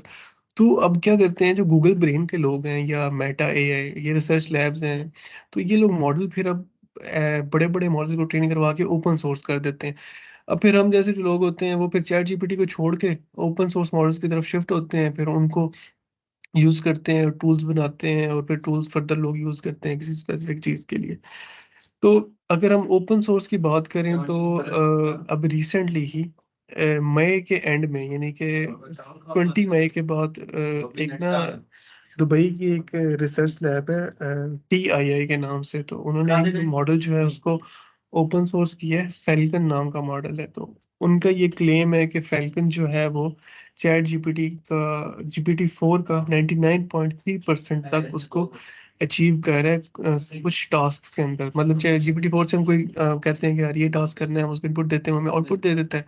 तो जो फैल्कन है वो भी कहीं न कहीं 99.3% तक सेम एक्यूरेसी दे रहा है। बट यहाँ पे जो बड़ा फ़र्क है, वो फ़र्क ये है कि फ़ैल्कन टोटली ओपन सोर्स है।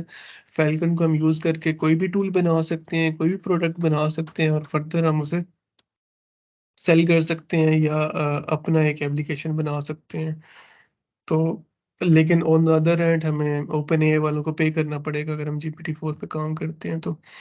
आगे डोमेन्स आ जाती हैं, इन किन-किन इंडस्ट्रियल डोमेन्स में एआई जो है डोमिनेट कर रही है। रियल इंज गेम जो है, गेम्स के अंदर जो आजकल नई गेम्स आ रही हैं उनके अंदर भी रियल इंजन नाम था कि वो जिस तरह गेम डेवलपमेंट के लिए इंजन्स होते हैं, अ, उनके अंदर भी जो है ना हम इन चीज़ों को यूज़ कर रहे हैं। Social media, cyber security, aerospace, जिस डोमेन को आप उठाकर देख लें, हेल्थ केयर में तो बहुत काम हुआ हुआ है। आज के टाइम में एआई जो है ना उनके अंदर डोमिनेट कर रही है चीज़ों को। साइबर सिक्योरिटी का एक पॉइंट मैं आपको बता देता हूँ कि कुछ लोग सोच रहे होंगे कि कैसे साइबर सिक्योरिटी में ये काम कर रही है। अभी रिसेंटली 1 हफ्ता पहले ये एक लैंग्वेज मॉडल जो है वो कोई कोरियन लैब है, कोई कोरिया की रिसर्च लैब है, उन्होंने ना एक लैंग्वेज मॉडल ट्रेन करवाया। उसकी ट्रेनिंग का डाटा टोटली डार्क वेब का डाटा था, जिसके अंदर हमारे पास साइबर सिक्योरिटी की चीज़ें आ जाती हैं, हमारे पास कुछ ड्रग्स की इंफॉर्मेशन और इस टाइप की चीज़ें जो है ना आ जाती हैं। तो कहीं न कहीं अब लैंग्वेज मॉडल्स जो हैं वो साइबर सिक्योरिटी में भी उस तरह अब ज़्यादा अच्छे तरीके से काम करना स्टार्ट हो जाएँगे, और कहीं न कहीं इनका भी रोल होगा। ग्राफिक डिज़ाइनिंग आपको बेहतर पता है कि डेले और डिफ्यूजन मॉडल्स किस तरह इमेजेस को कर रहे हैं डिज़ाइन, और बैंकिंग में, एरोस्पेस में। अच्छा, बैंकिंग में एक छोटी सी रियल लाइफ एग्जांपल आप इस तरह ले लेंगे, जो यूज़र होता है ना, उसके पिछला जो ट्रांजैक्शंस होती हैं, उन ट्रांजैक्शंस के रिकॉर्ड को देखते हुए एल्गोरिदम ये प्रेडिक्ट करता है कि इसको जो है वो लोन लोन देना चाहिए, नहीं देना चाहिए, इतने इंटरेस्ट पे देना चाहिए, इतने इंटरेस्ट पे नहीं देना चाहिए। तो इस टाइप की चीज़ें कहीं न कहीं इसमें आ जाती हैं। तो ये मशीन लर्निंग का एआई का बेसिक इंट्रोडक्शन था। तो इसके बाद हम प्री प्रोसेसिंग लाइब्रेरीज़ को देखेंगे। यहाँ तक किसी का क्वेश्चन हो तो वो हैंड रेज़ कर सकते हैं।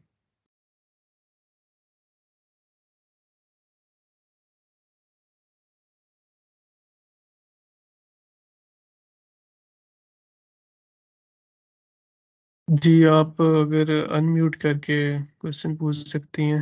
अली, आप इन्हें अनम्यूट कर दें। इनेबल कर दिया है माइक। अस्सलाम वालेकुम। वालेकुम जी, जी, आवाज़ आ रही है। मैंने पूछना था चैट जीपीटी जो है ये कितना आई थिंक डेंजरस है यूज करने के साथ। आपकी आवाज़ मुझे क्लियर नहीं आ रही है, या आप माइक्रोफ़ोन ज़रा करीब कर लें इस तरह कुछ। मैं कह रहा हूँ चैट जीपीटी कितना डेंजरस है जब उसको यूज करते हैं गूगल अच्छा, क्रोम के थ्रू। डेंजरस की बात कर रहे हैं, कितना डेंजरस है? हाँ जी, मतलब वो क्या, मतलब सुना है कि जो अपना डाटा वो लीक होता है उससे इस तरह अच्छा, वगैरह वगैरह। अच्छा, अच्छा, डेटा की बात करते हैं। अब देखें, एक तो चीज़ ये है ना कि अगर आपका पर्सनल डाटा इंटरनेट पे पड़ा हुआ है ना, तो उसमें लीक होने वाली कोई चीज़ नहीं है, वो ऑलरेडी लीक्ड ही है, कोई भी जाके उससे अप्रोच कर सकता है। हाँ, ऑन द अदर हैंड आप ये कह रहे हैं कि अगर टर्म्स एंड कंडीशंस होती हैं कुछ एप्लीकेशंस की, और कंपनी के पास वो डाटा होता है और वो उस तरह की चीज़ें होती हैं, उस पे ये है कि जो लैंग्वेज मॉडल्स अभी तक है ना, वो एक जनरलाइज्ड डाटा पे ट्रेन है। इस पे अभी मैंने लास्ट टाइम एक एप्लीकेशन देखी थी, उसमें उन्होंने ये किया हुआ था कि ना, उसमें डिफरेंट लेयर्स बनाई हुई थी। उसमें ना एक पासवर्ड जो है ना, वो एक लैंग्वेज मॉडल को दिया हुआ था, और फर्दर उसे दूसरी तरफ लोग बैठे हुए थे, और वो जस्ट उस चैट मॉडल से वो पासवर्ड पूछने की कोशिश कर रहे थे।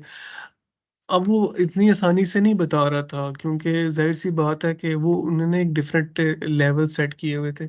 इवन मैं खुद 7 लेवल थे, मैंने उसे जब यूज़ किया था पासवर्ड पूछने के लिए, तो मैं खुद 3rd लेवल तक गया था। उसके बाद जो है ना, वो नहीं बता रहा था बिल्कुल। तो इतना कोई आसान नहीं है कि एक चैटबॉट से हम जो है ना, वो किसी भी का डाटा जो है वो पूछ सकें। वो नहीं बताएगा, लेकिन बता सकता है, एक्सपर्ट्स बैठे हुए हैं। लेकिन डिपेंड करता है ना कि वो किसी के सीक्रेट डाटा पे ट्रेन भी हुआ है या नहीं हुआ। अगर उसके वोकैब्युलरी में वो डाटा ही नहीं है, तो वो बताएगा कैसे?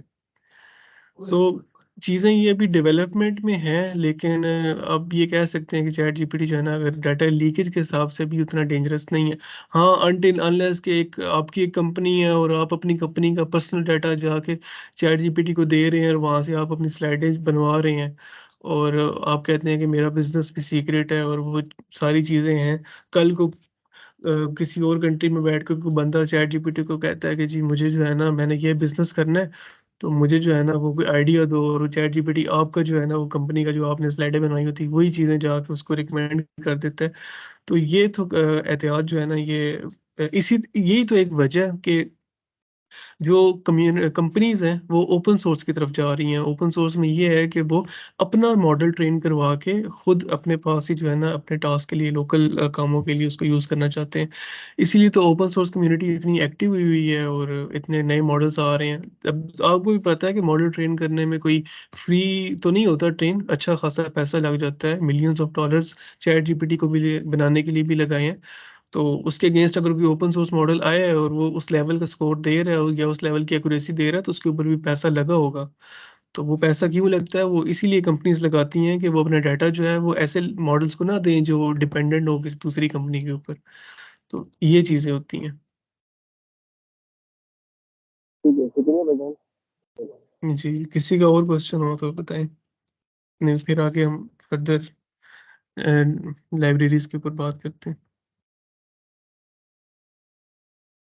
ठीक है, तो अभी हम लाइब्रेरीज़ के ऊपर बात करते हैं, डेटा प्री प्रोसेसिंग की जो लाइब्रेरीज़ हैं। प्री प्रोसेसिंग की भी है और फर्दर एल्गोरिदम्स को यूज़ करने में भी एल्गोरिदम्स को इंपोर्ट करने में और डाटा इनपुट करने में भी यूज़ होती हैं। देखिए मैंने आपको शुरू में बताया था कि जो डाटा है हमने वो ऐसे नहीं दे देना मॉडल को, बस आया बस इनपुट दे दी।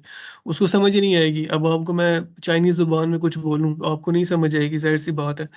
तो इसी तरह ही ना कंप्यूटर को भी डाटा जो होता है वो प्री प्रोसेस करके देना पड़ता है या फिर एक और मैं आपको मिसाल दे देता हूँ।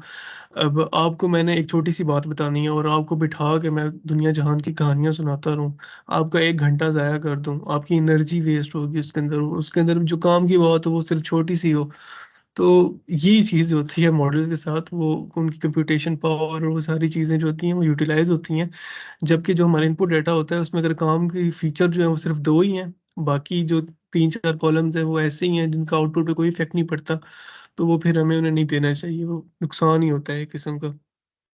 तो फ़र्दर जो है वो प्री प्रोसेसिंग की लाइब्रेरीज़ को कवर करवाने के लिए हमारे मशीन लर्निंग के जो को-हेड हैं मोहम्मद अली मियाँ, मैं उनको हैंड ओवर करना चाहूँगा कि वो आएँ और लाइब्रेरीज़ को कवर करवाएँ। जी, अली। अस्सलाम वालेकुम भाई। वालेकुम सलाम। मुझे काइंड मुझे काइंडली कंफर्म करिएगा कि जब स्क्रीन शेयर हो जाए। चलें आप करें।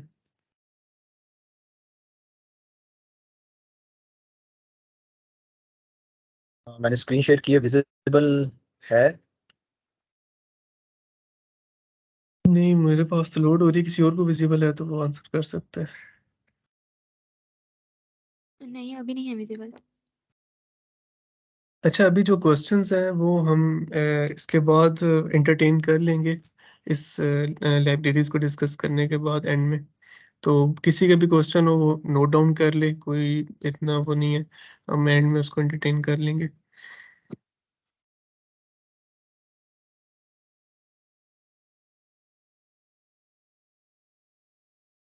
अभी काइंडली बताइएगा।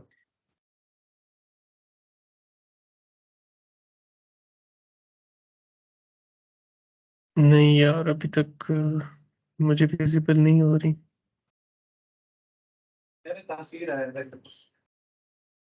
जी, हो गई हैं विज़िबल, आप स्टार्ट कर सकते हैं।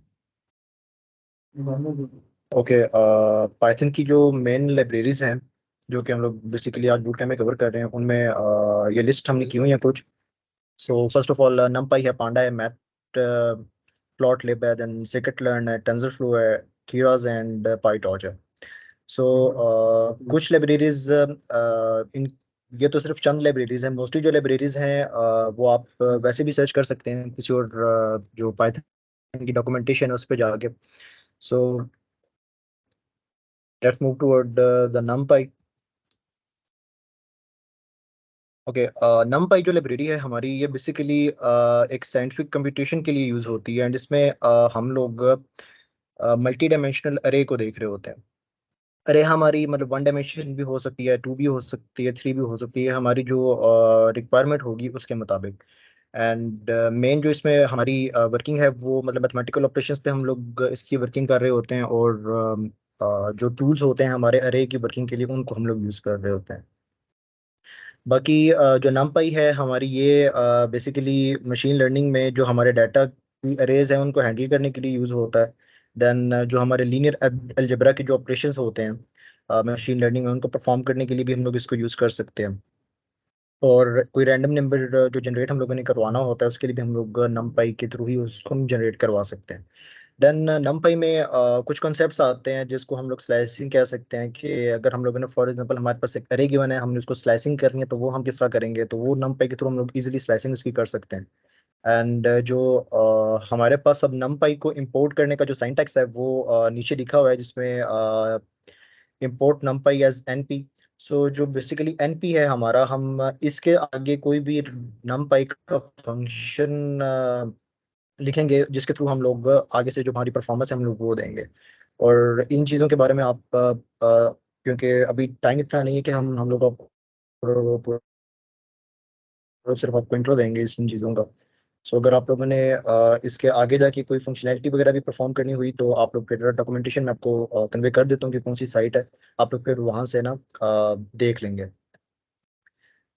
देन नमपाई के बाद हमारा आता है पांडास।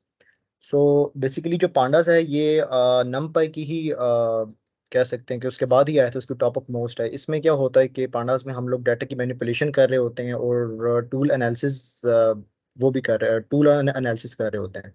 मतलब कि हमारा डाटा किस तरह मैनिपुलेट हो रहा है, उसमें कौन से फिर हम लोग डाटा फ्रेम्स को देखते हैं कि कौन कौन से डाटा फ्रेम्स हमारे किस तरह इसमें वर्कआउट कर रहे हैं। देन जो पांडास है ये बेसिकली टेबुलर डाटा जो स्ट्रक्चर्स है उनको रिप्रेजेंट करने के लिए भी यूज़ हो सकता है। एंड इसमें हम लोग जो मेन इसके फंक्शन है पांडा का वो बेसिकली है हमारे डाटा जो प्रोसेस है हमारा उसको ही क्लीनिंग का एक्सप्लोर और जो हमारी मैनिपुलेशन टास्क होते हैं हमारी मशीन लर्निंग प्रोजेक्ट्स में हम लोग उनको भी पांडास के थ्रू ही डील करते हैं। देन पांडास की भी जो इंपोर्ट करने का सेंटेक्स है वो सेम है, क्योंकि import pandas as pd, then pd क्या हम लोग लेंगे अपने पूरे के पूरे कोड में एंड हम उनके आगे कोई भी पांडा का जो सिंटैक्स है वो लगा देंगे और फिर हम लोग आगे फंक्शनैलिटी परफॉर्म कर लेंगे। देन आता है मैटप्लॉटलिब। मैटप्लॉटलिब ये बेसिकली ग्राफिकल रिप्रेजेंटेशन के लिए यूज हो सकता है हमारा। इसमें हम लोग अपना जो हमारी हम लोगों ने कोड लिखा हुआ है या हम लोगों ने जो मॉडल ट्रेन कराया है हम उसको ये जज करने के लिए यूज कर सकते हैं कि वेदर के ग्राफिकल रिप्रेजेंटेशन इसकी कैसे आ रही है। सो इसमें बेसिकली हमारे स्टैटिक एंड एनिमेटेड चीज़ें यूज होती हैं। एंड देन इसके जो मेन फंक्शनैलिटी है वो यही है कि रिलेशनशिप और ट्रेंड्स को जो हमारे डाटा में होते हैं ये उनको देखता है और पैटर्न्स की अंडरस्टैंडिंग के लिए ये भी यूज होता है। देन इसकी जो मैट प्लॉट लिप की जो है इंपोर्ट हम इसको किस तरह कर सकते हैं उसका सिंटैक्स वो नीचे लिखा हुआ है कि import matplotlib dot pyplot as P L T. So जो पी एल टी है हम इसके थ्रू अगर फॉर एग्जांपल हम लोगों ने डाटा प्लॉट करना हो तो P L T dot plot एक फंक्शन होता है, उसको हम लोग ले सकते हैं। फिर हमारा एक इमेज हमारे पास जनरेट होगा जिसमें हम लोगों ने प्लॉट्स किए होंगे हमारे डाटा को। देन अगर हम लोग अपने डाटा को स्कैटर करना चाहते हैं तो वो भी एक फंक्शन है कि जिसमें P L T dot scatter लिखते हैं तो हमारा जो डाटा है वो स्कैटर फॉर्म में विजिबल हो जाता है। तो सेम एज के मेन आप लोगों को ये इंपोर्ट करना आना चाहिए।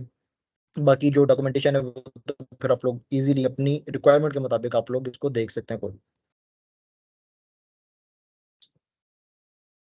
देन सेकेंड लर्न आती है। Second learn basically machine learning की लाइब्रेरी है। एंड सेकेंड लर्न आपका जो होती है शॉर्ट डाटा उसके लिए one of the best thing है जो कि आपके काम करती है। देन इसमें wide range of supervised and unsupervised learning algorithms भी आ जाते हैं।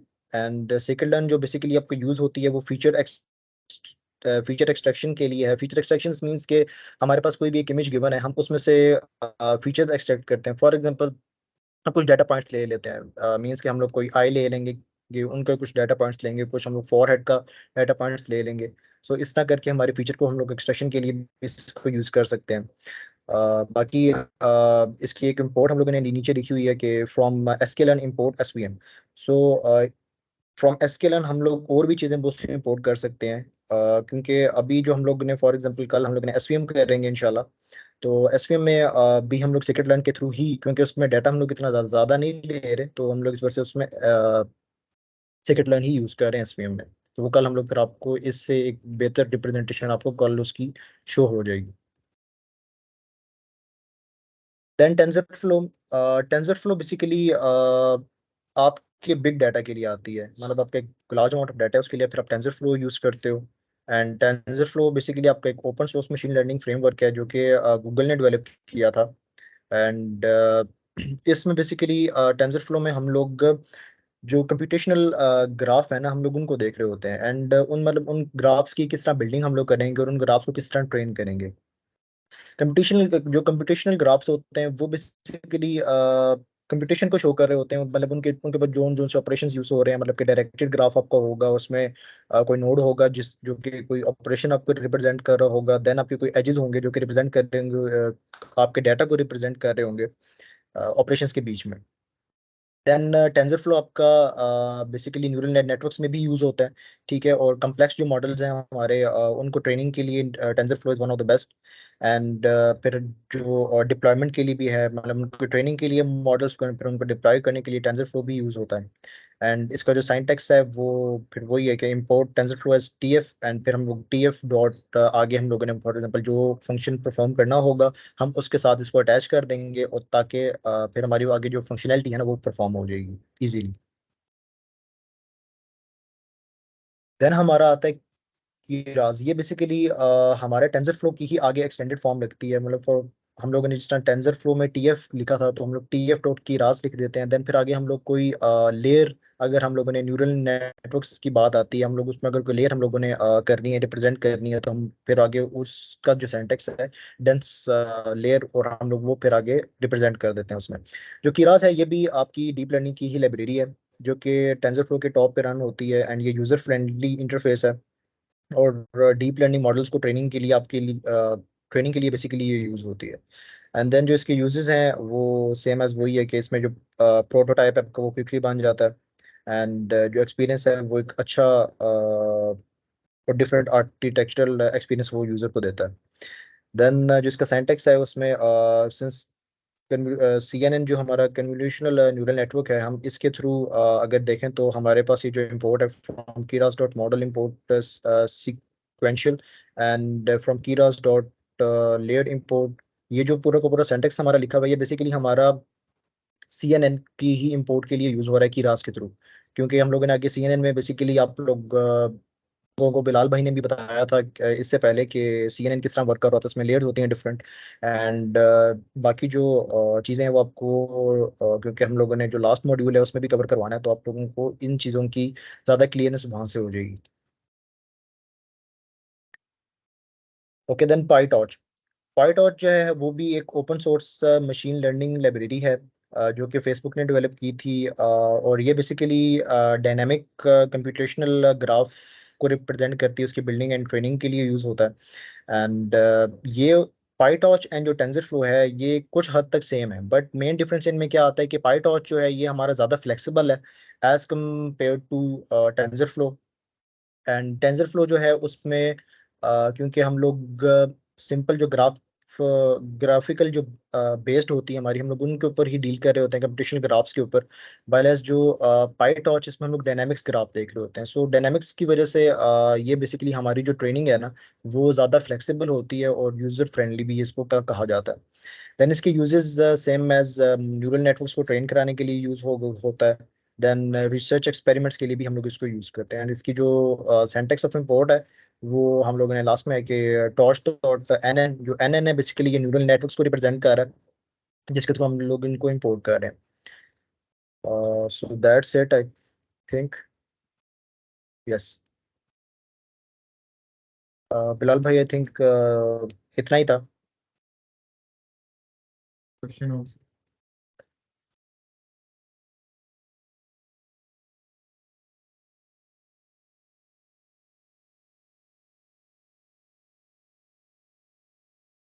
बिलाल भाई आवाज़ आ रही है? जी आवाज़ आ रही है, एक मिनट ज़रा, मुझे uh, एक मिनट दें आप। जी जी।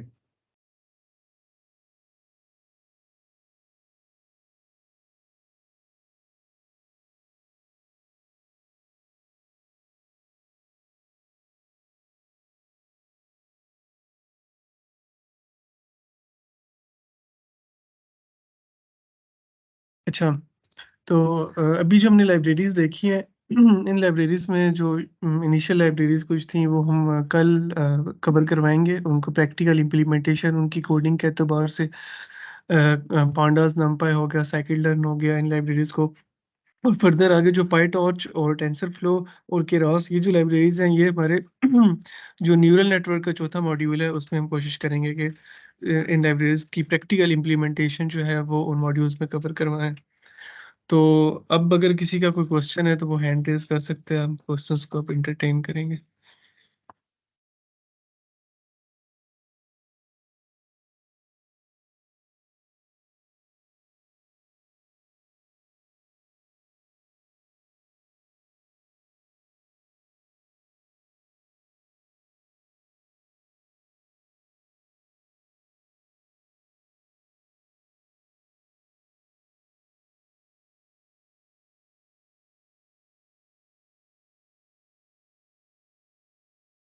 भैया सो आई थिंक जी जी पूछे। भाई ये मशीन लर्निंग वगैरह हम किस सॉफ्टवेयर करेंगे? आपकी आवाज़ मुझे समझ नहीं आ रही। मैं कह रहा हूँ मशीन लर्निंग हम किस सॉफ्टवेयर पे करेंगे? अच्छा, किस सॉफ्टवेयर पे करेंगे? जी। अच्छा अच्छा, इसमें मैं आपको ना एक दो चीज़ें और भी क्लियर कर देता हूँ कि स्टार्ट किस तरह करनी है, क्या रिक्वायरमेंट्स होनी चाहिए मशीन लर्निंग को स्टार्ट करने के लिए, कौन कर सकता है कौन नहीं कर सकता। तो जब आपने मशीन लर्निंग को स्टार्ट करना है तो आपने ये कोशिश करनी है कि आपको पहले पाइथन की बेसिक जो है वो इम्प्लीमेंटेशन आपको आनी चाहिए। आपको अरेज का पता होना चाहिए, ट्यूपल्स का पता होना चाहिए और लिस्ट वगैरह लिस्ट का पता होना चाहिए, डाटा को लोड कैसे करवाया जाता है वो आपको पता होना चाहिए। तो बेसिक पर जो है ना पाइथन अगर आपको आती है तो आप मशीन लर्निंग स्टार्ट कर सकते हैं। और प्लेटफॉर्म होता है, एक्चुअली होते हैं कंपाइलर्स, कंपाइलर्स के अंदर ना पाइथन जो है वो रन होती है। तो जो आप कह रहे हैं ना किस प्लेटफॉर्म पे करेंगे, वो हम ऐसा ही है कि इंटरनेट से लाइब्रेरीज इंपोर्ट होती हैं पाइथन के सिंटैक्स के थ्रू ही। तो फर्दर हम उन लाइब्रेरीज को जो है वो एल्गोरिदम को ट्रेन करवाने के लिए और अपने डाटा की प्री प्रोसेसिंग के लिए हम उनको यूज़ करते हैं। ये चीज़। और किसी का क्वेश्चन? थैंक यू भाई। ठीक है, ये हैंड रेज़ हुआ है, अगर आप इन्हें अनम्यूट कर दें तो।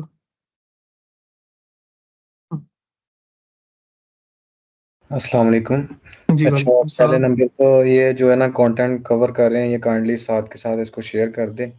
और इसके अलावा जो है ये मैं पूछना था कि ये जो हम मॉडल अभी डिस्कस कर रहे हैं और ये जो अभी फर्म्स के अंदर जो भी इस पे काम हो रहा है, ये यही मॉडल्स यूज़ हो रहे हैं या ये सिर्फ बेसिक्स के लिए, यानी कि ये डाटा वगैरह को समझने के लिए, या किस तरह काम होता है उसके लिए, या किस तरह काम होता है इस पे फर्म्स के अंदर? अच्छा, जी, अच्छा।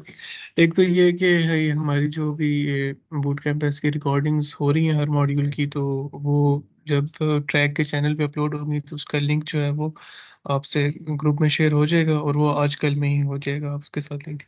और दूसरा ये है कि आप पूछ रहे हैं कि इंडस्ट्री में किस तरह की चीज़ें यूज़ हो रही हैं, क्या यूज़ हो रहा है। अब जो बेसिक मशीन लर्निंग एल्गोरिदम्स है ना, जो यूनिवर्सिटीज़ में कवर करवाए जाते हैं, अमूमन देखा गया है कि ये जो एसवीएम और के मींस क्लस्टरिंग है, ये कहीं न कहीं बहुत छोटे टास्क्स के लिए या फिर यूनिवर्सिटी लेवल तक की ये लोग ये इस तरह के एल्गोरिदम्स यूज़ होते हैं जो बिल्कुल कम डाटा पे यूज़ हो रहे होते हैं। या फिर हमारे पास कोई एक्सेल की शीट है, मतलब कोई सैलरीज़ का है, किसी की डाटा है या इस तरह की जो चीज़ों के लिए जो हम बेसिक एल्गोरिदम्स यूज़ कर लेते हैं मशीन लर्निंग के। लेकिन अमूमन अभी जो इंडस्ट्री में चीज़ें देखी जा रही हैं, अगर हम पाकिस्तान की इंडस्ट्री की बात करते हैं तो उसके अंदर डीप लर्निंग के एल्गोरिदम्स, इसमें कन्वोल्यूशनल न्यूरल नेटवर्क है और एलएसटीएम्स है, बाई डायरेक्शनल एलएसटीएम्स, इस तरह के एल्गोरिदम्स यूज़ हो रहे हैं। कन्वोल्यूशनल न्यूरल नेटवर्क जो है वो इमेजेस और वीडियोस के लिए होते हैं, इमेज क्लासिफिकेशन के लिए, वीडियो के अंदर ऑब्जेक्ट रिकॉग्नाइज करना है, कोई डिटेक्ट करना है किसी चीज़ को, तो वो कन्वोल्यूशनल न्यूरल नेटवर्क के थ्रू होते हैं। फिर कन्वोल्यूशनल न्यूरल नेटवर्क तो एक बेसिक न्यूरल नेटवर्क है ना, जो कि इमेजेस को डील करता है। तो इसके अंदर फिर एल्गोरिदम्स के डिफरेंट जो हैं वो नेम्स है, जिस तरह योलो है और इस तरह के मल्टीपल एल्गोरिदम हैं जो इंडस्ट्री में पाकिस्तान में यूज़ होते हैं।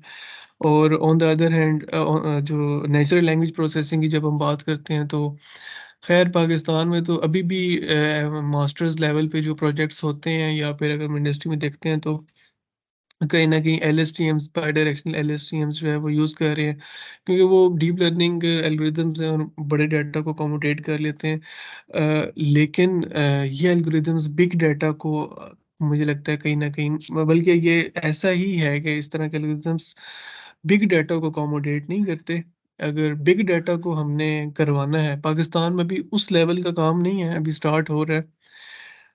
स्टार्ट इस तरह से हो रहा है कि जो आर्किटेक्चर चैट जीपीटी के बैक एंड पे लगा हुआ है, जो आर्किटेक्चर जो है वो डिफ्यूजन मॉडल्स के बैक एंड पे लगा हुआ है, वो आर्किटेक्चर जो है वो कहीं न कहीं बिग डाटा से रिलेट करता है, क्योंकि उनको प्री ट्रेन करने के लिए बहुत कंप्यूटेशन पावर और लार्ज अमाउंट ऑफ डाटा चाहिए। तो अब ज़ाहिर-सी ची बात है कि वो बड़े टेक जायंट्स ही कर सकते हैं, और वो फिर करके जब चीज़ों को ओपन सोर्स करते हैं, तो फिर हम उन्हें फाइन ट्यून करते हैं अपने स्पेसिफिक टास्क के लिए। तो ऑर्गनाइज़ेशंस अब उन एल्गोरिदम्स को यूज़ करना स्टार्ट हो गई हैं फाइन ट्यून करके। लेकिन वो जो पहले मैंने बात बताई थी कि ओपन सोर्स की तरफ ज़्यादा झुकाव है, तो ऐसे बड़े एल्गोरिदम्स को अगर ऑर्गनाइज़ेशन के पास बड़ा डाटा है, तो ऐसे एल्गोरिदम्स यूज़ करती हैं जो ट्रांसफार्मर बेस्ड हों। और लेकिन अभी तक जो है ना वो टोटली शिफ्ट नहीं हुए ट्रांसफार्मर्स के ऊपर, एलएसटीएम्स या कन्वोल्यूशन न्यूरल नेटवर्क ही यूज़ हो रहे हैं। जी। और मेरा ये सेकंड क्वेश्चन ये है कि अब जो है इसमें जब मशीन लर्निंग और एआई वगैरह की बात होती है, अब इसमें डाटा साइंस भी एक जो जी, है जी। फील्ड की बात होती है। जी, जी। अब इसमें और मशीन लर्निंग, डाटा साइंस में इसमें क्या बेसिक डिफरेंस क्या है? ये फ़र्क क्या आता है? यानी कि वर्किंग किस तरह होती है इसमें? मशीन लर्निंग में तो ठीक है, मॉडल्स पे काम होता है, मॉडल की प्री प्रोसेसिंग सारी वर्किंग होती है, और डाटा साइंस में क्या है चीज़ें हैं? ठीक है। अच्छा, अब इसमें चीज़ें कुछ इस तरीके से आ जाती हैं कि डाटा साइंस जो है ना वो एक ओवरऑल हम डोमेन कह सकते हैं। अब मैं आपको थोड़ा-सा बता देता हूँ कि हमारे पास डोमेन होती हैं डाटा इंजीनियर की, machine learning engineer, data analyst और डाटा साइंटिस्ट। यही 4-5 डोमेन्स हैं ना जो आपस में कहीं न कहीं ओवरलैप भी करती हैं, और बच्चे कन्फ्यूज़ भी होते हैं कि किस तरह डोमेन को जो है ना लेके चला जाए। तो जो मशीन लर्निंग इंजीनियर होता है ना, उसके मैं चंद चीज़ें आपको बता देता हूँ, वो किन चीज़ों को कवर कर रहा होता है। वो ज़्यादा मशीन लर्निंग ऑपरेशंस को कवर कर रहा होता है कि मशीन लर्निंग के मॉडल्स किस तरह काम कर रहे हैं, वो दरमियान में हेल्यूसिनेट तो नहीं हो रहे या रॉन्ग रिजल्ट्स तो नहीं प्रेडिक्ट कर रहे। मॉडल डेवलपमेंट पे काम करता है, और एमएल मॉडलिंग पे काम करता है, स्टैटिस्टिक्स पे, और मल्टीपल एक्सपेरिमेंट्स करवाना कि मॉडल अपनी पीक पे जाए। तो वो इ इन सब चीज़ों को देख रहा होता है। डाटा की तरफ जो है ना, कहीं न कहीं प्री प्रोसेसिंग में उसका इन्वॉल्वमेंट होती है, लेकिन उस तरह वो डाटा को नहीं देख रहा होता। ऑन द अदर हैंड जो डाटा इंजीनियर होता है, वो डाटा पाइपलाइंस, डाटा सेव किस तरह हो रहा है, रिट्रीव किस तरह हो रहा है, डाटाबेस को मैनेज कर रहे होते हैं। उनका जो है वो एमएल और इस तरफ जो है ना वो इस तरह एज़ इट सच नहीं होता। तो डाटा एनालिस्ट, वही बात आ जाती है कि डाटा हमारे पास प्री प्रोसेस भी हो गया है, सेव भी हो गया है। जो डाटा एनालिस्ट होता है वो एक विजुअलाइज़ करवाता है कि इतना डाटा है, मतलब डाटा की स्टोरी आप कह लें, या बिज़नेस इनसाइट्स बता रहा होता है, या ओवरऑल एक रिपोर्ट जनरेशन कह लें। अगर बड़ा डाटा है उसके अगेंस्ट एक रिपोर्ट बनानी है, तो किसी को प्रेज़ेंट करना है, तो यहाँ पे फिर डाटा एनालिस्ट आते हैं जो कि ट्रेंड्स बता रहे होते हैं, और वो बाकी चीज़ें होती हैं। अब आते हैं डाटा साइंटिस्ट की तरफ। अब डाटा साइंटिस्ट का ये है कि वो कहीं न कहीं डाटाबेस को भी देख रहा होता है, डाटा विजुअलाइज़ेशन की भी उसके पास चीज़ें होती हैं, स्टोरी टेलिंग, ये ना तकरीबन नॉलेज होता है, और नॉलेज होना भी चाहिए उसको। लेकिन उसका जो मेजर जो डाटा साइंटिस्ट का रोल होता है, वो प्री प्रोसेसिंग और machine learning, modelling, statistics, experiment और इन चीज़ों की तरफ होता है। मतलब उसका काम होता है डाटा को, पूरी पाइपलाइन को प्री प्रोसेस करके लाना और फर्दर डिप्लॉयमेंट तक। तो एक पैकेज कह लें, लेकिन फिर भी डाटा साइंटिस्ट डाटा पाइपलाइन को नहीं देख रहा होता एज़ सच, वो डाटा इंजीनियर का काम है। और वो ज़्यादातर डाटा साइंटिस्ट का जो काम होता है, वो डाटा प्री प्रोसेसिंग को लेके और आगे मल्टीपल मॉडल डेवलपमेंट, एक्सपेरिमेंट तक और रिपोर्ट जनरेशन तक, कहीं न कहीं कह लें इसके दरमियान वो लाई कर रहा होता है। जी।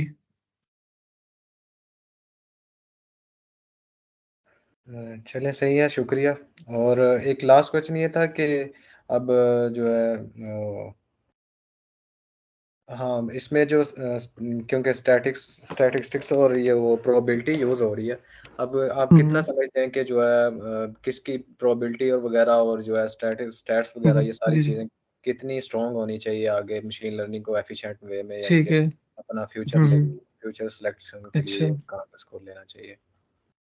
अच्छा, इसमें ना 2 चीज़ें हैं, अगर आपने रिसर्च की डोमेन में जाना है, तो फिर डिफरेंट उसकी रोड मैप है, और अगर आपने डेवलपमेंट वाली साइड पे जाना है, तो उसका डिफरेंट है। अगर आपने डेवलपमेंट वाली साइड पे जाना है, तो आपको पता होना चाहिए कौन सी लाइब्रेरी को कैसे यूज़ करना है, लाइब्रेरी की प्रॉपर्टीज़ क्या हैं, उसको कैसे इंपोर्ट करवा के कहाँ लॉजिक के थ्रू मैं उसको यूज़ कर सकता हूँ। मॉडल्स का पता होना चाहिए, कौन सा मॉडल क्या काम करता है, कौन सा क्या नहीं करता। खैर, स्टैटिस्टिक्स का अगर आपने डेवलपमेंट वाली साइड पे जाना है, तो एज़ सच कोई मेरा नहीं ख्याल कि इतनी उसकी इम्पोर्टेंस है, या उसको आपने जो है ना वो सीखना है। हाँ, अगर आपने रिसर्च वाली साइड पे जाना है, पब्लिकेशंस करनी है अपनी और फर्दर पीएचडी की तरफ जाना है, तो फिर आपको कहीं ना कहीं स्टैटिस्टिक्स का नॉलेज होना ज़रूरी है। जी चले सही है सर, शुक्रिया मेरी तरफ से। ठीक है, थैंक यू। और कोई?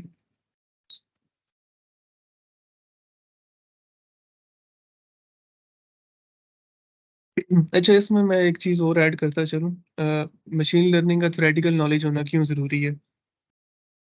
प्रैक्टिकल नॉलेज इसलिए ज़रूरी है कि आप कल किसी फर्म में जाते हैं, फर्म आपको कहती है कि हमने फ़लाँ टास्क परफ़ॉर्म करना है, फॉर एग्ज़ाम्पल क्लासिफ़िकेशन का टास्क परफ़ॉर्म करवाना है। उसके लिए आप हमें एक मशीन लर्निंग मॉडल बना के दे दें। आप क्या करेंगे? इंटरनेट पे जाएँगे, इतने मॉडल्स पड़े हैं। अब उसमें चीज़ें हैं ना कि ज़ाहिर-सी बात है, एक तो आपको मॉडल का पता होना चाहिए, कौन-सा मॉडल कैसे यूज़ करना है। दूसरा ये, अगर हम ट्रांसफ़ॉर्मर्स की तरफ आते हैं ना, चैट जीपीटी, इस तरह के जो मॉडल्स हैं, इनके ऐसे मॉडल्स प्री ट्रेंड हुए पड़े हैं, तो हमने ट्रेंड मॉडल को फर्दर ट्रेन करवाने के लिए यूज़ करना है। तो फिर आपको पता होना चाहिए कि कौन सा मॉडल कौन से डाटा पे ट्रेन है, कौन सा मॉडल कौन से टास्क के लिए ट्रेंड है, उसको आप यूज़ करें अपने टास्क के लिए, तो वो बहुत अच्छे रिजल्ट्स देगा। और इसलिए जो है ना, ये मशीन लर्निंग का नॉलेज होना ज़रूरी है थ्योरेटिकल, कि अब आप एक्सपेरिमेंट जो आप करेंगे, वो आप 50 मॉडल्स को तो नहीं ना ट्रेन करवा सकते सिर्फ ये चेक करने के लिए कि किसका स्कोर अच्छा आ रहा है। टाइम कंज्यूमिंग, पावर कंज्यूमिंग और ये सारी चीज़ें हैं। तो एमएल इंजीनियर इसीलिए हायर करती हैं ये फर्म्स के, उसके पास ये नॉलेज होता है कि वो 3-4 मॉडल्स ही वो शॉर्टलिस्ट करता है, जस्ट उनको ट्रेन करवाते हैं हाइपर पैरामीटर्स चेंज करके, और जस्ट उनके रिजल्ट्स आ जाते हैं और पता चल रहा होता है कि कौन सा मॉडल जो है ना वो बेस्ट काम कर रहा है। तो अगर किसी का क्वेश्चन है तो आप पूछ लें, अदरवाइज़ हम मीटिंग एंड करते हैं।